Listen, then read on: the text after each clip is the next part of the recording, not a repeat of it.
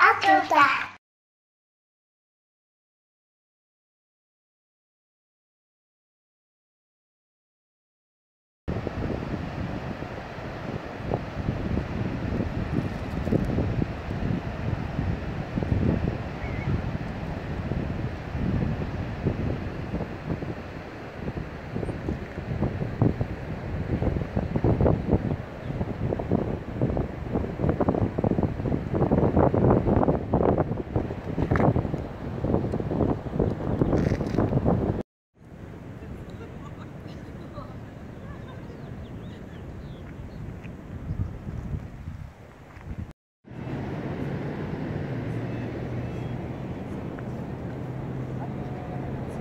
Salambo!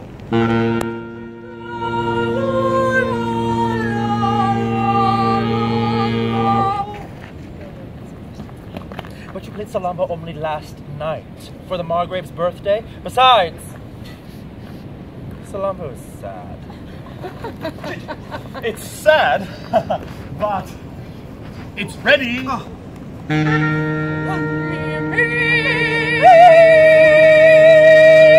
I don't see why it's any more ready than Orpheus, which has only one character. Or the interlude of Adam and Eve, which requires no costume. Excellency, my success in the theater is based solely on the discovery that each particular stage has its likes and dislikes, which it is useless to combat. Time presses, my good man. Every theater, Excellency, is built for one play and one play only.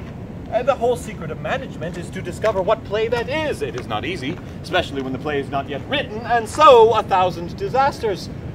Until that happy day, when the play for which it was written comes to its former theater and gives it its life, its soul, and if I may say so, its sex. Superintendent. For years, I managed a theater which bumbled along miserably with the classics until suddenly one night, it found its joy in a bawdy farce with sailors. It was a female theater. Suddenly it relaxes, and the hall resounds with voices full of resonance and joy. I tell you, my Lord Chamberlain,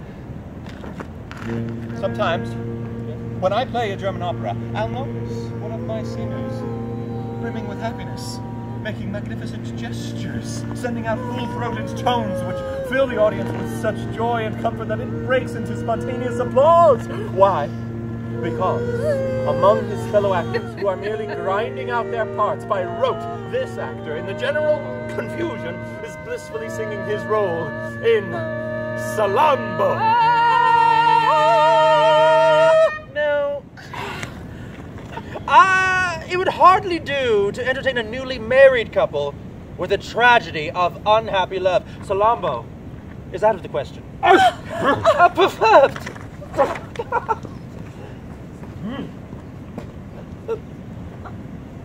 Who are you? I am an illusionist, Excellency. Huh.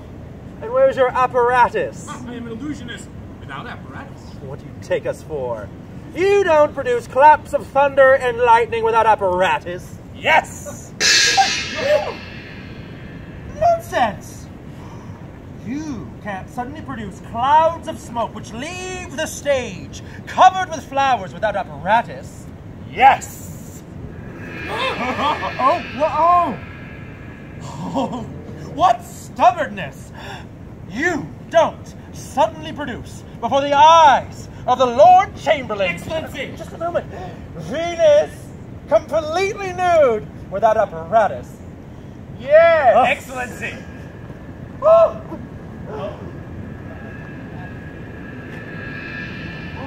Damn!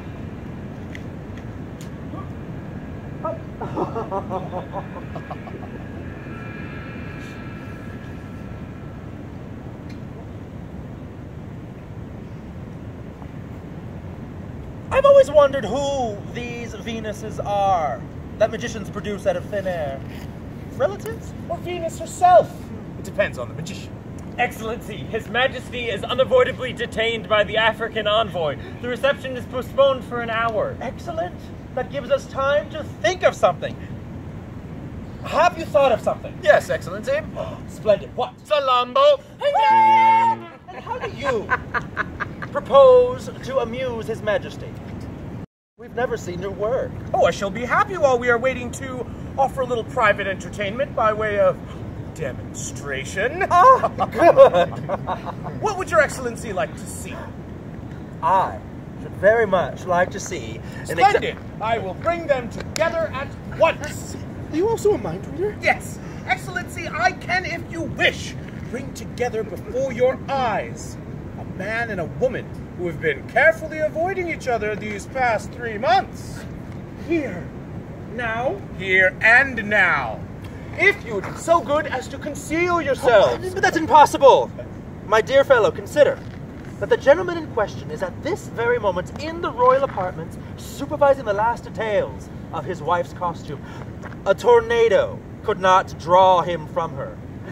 The injured lady, on the other hand, is locked up in a room. She has sworn she will under no circumstances appear. The two could not possibly meet. Yes. But suppose a dog were to grab the bride's glove and run into the garden with it. And suppose the lady's pet bullfinch were to fly out of its cage and perch on that branch. But that will get you nowhere. It is the halberdier's high duty to divert all dogs from the royal apartments. And as for the bird, His Majesty has just loosed his falcon over the garden. It is hovering over the bullfinch's cage. Yes. But suppose that the halberdier slips on a banana peel. And suppose that a gazelle were to distract the falcon.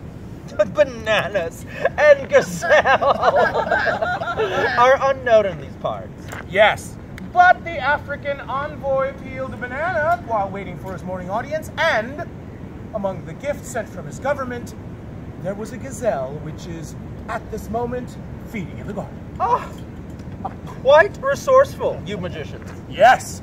Take your places. In a moment, I shall bring together the Princess Bertha and the Knight of Wittgenstein here in this very hall. Really? Really? Come on, Excellency! Why are we doing this evil thing? Sooner or later it would have to happen. That's life. Then why not let life take its course? Dear Bertram! You are young and you are a poet. When you have reached my age, you will understand that life is a very poorly constructed play. As a rule, the curtain goes up in all the wrong places. The climaxes don't come off. The denouement is interminably postponed, such that those who should die at once of a broken heart die instead of a kidney ailment at an advanced age. If this excellent illusionist can make us see a life unfold with the concision and logic that a good play requires, can it? Perhaps just one little scene then. One little scene! But Excellency, the poor girl! The girl has caused a knight to be false to us. She deserves to suffer. Why should we? Don't excite yourself, my boy. In the normal course of events, sooner or later, Hans and Bertha would meet.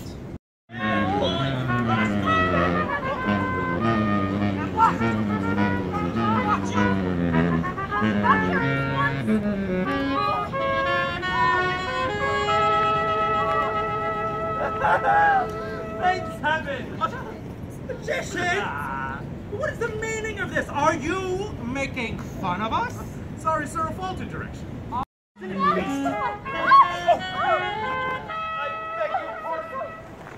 Hans! Did I hurt you? Oh, not a bit. I'm a clumsy brute, Bertha. Yes, you are. Pleasant honeymoon? Harmless. Long, I believe. Long, like the sun. Sunlit nights. I prefer the darkness. Each to his own. It was dark that night under the oak tree. My poor Hans, you must have suffered. Bertha, I didn't suffer. I loved it. my wife could come in at any moment, Bertha. I was happy that night in your arms. I thought it was for always. And so it could have been, had you not sent me off into the forest on a wild goose chase. Why didn't you keep me with you if you wanted me? One takes off one's ring sometimes to show to one's friends, even an engagement ring. I'm sorry, the ring didn't understand. No, so it rolled, as rings do, under the nearest bed. I beg your pardon. Forgive me. I shouldn't have mentioned a bed. Among peasants, you sleep in the straw, I believe. You pick it out of your hair the morning after. Is it fun? You will see one day. No, I don't think so. Black hair and straw don't go very well together. You may be right. Of course, in love, these details don't seem to matter much. Of course, you've never been in that experience. You think? When you're in love, you don't think of yourself so much. You think of the other. You will see one day. But when you do, don't let your lover go. No. Don't send him off into senseless danger and loneliness and boredom. One would say you had a bad time in the Black Forest. You are haughty. But when you find the man you love, take my advice. Pocket your pride. Throw your arms around his neck and tell him before the whole world that you love him. I love you. Bertha. Let me go, Hans. What game are you playing with me now, Bertha? I've a bird in my hand, Hans. Be careful. I love another woman, Bertha. The bird. You should have done that before, Bertha. Don't squeeze my hand so hard. You're going to kill it. Let the bird go, Bertha! Hans! Oh! Oh. You've killed it. Oh, forgive me, Bertha. Give it Forgive to me. I'll take the poor little thing away. Forgive me, Bertha. I want nothing of you now, Hans. But once I wanted something for you, and that was my mistake. I wanted glory for the man I loved. The man I had chosen when I was a little girl, and who I led one night under the oak tree where long ago I had carved his name. I thought it was a woman's glory to lead her lover not only to his table and his bed, but whatever in the world is hardest to find and most difficult to conquer. I was wrong. No, Bertha! No, Bertha. I am dark. I thought that in the darkness of the forest, this man would see my face in every shadow. I am dark. I trusted my love to the darkness. How could I have known that in these shadows he would come one night upon a head of gold? How could anyone have known it?